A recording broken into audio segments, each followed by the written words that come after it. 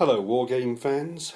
Today is Monday, January 7th, 2013, and this is the Russian campaign, which I've been playing solo now for, oh gosh, probably about 6 weeks, and it's been an interesting development because for once the Germans have done rather well. This is I believe this is the second time I've played the game solo. And without further ado, I'm going to scoot around the map board so we can see what's going on. The Germans have taken the first major city, a very important strategic city that they took, of course, was Leningrad, which we can see here. They've got that secure now, and they're starting to move across towards Moscow.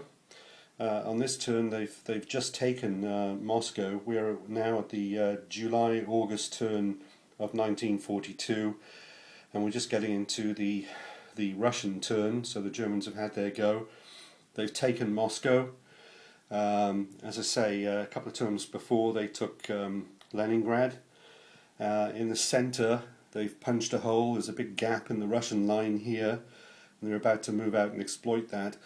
In order to win the game, one of the ways they can win the game is for the Germans to take Moscow and eliminate the Stalin counter. So the Russians have moved the Stalin counter far away over here to Stalingrad.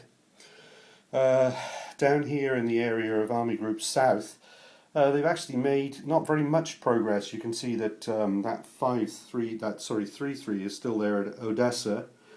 Dnipropetrovsk is still in Russian hands, as is Kharkov, but they're pushing forward down there, and as we see, we have this very big gap in the middle, interestingly enough around Kursk.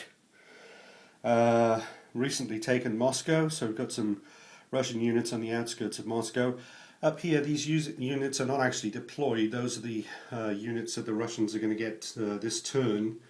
They rolled a 6 for Archangel, and they also had 11 points of workers that they could use to deploy new units, and they got some reinforcements as well.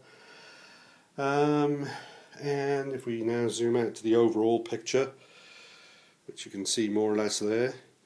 So the Germans are doing well, but the big thing that the Germans have to worry about, of course, is that unlike the Russians, they only get replacements once a year in the first clear weather turn.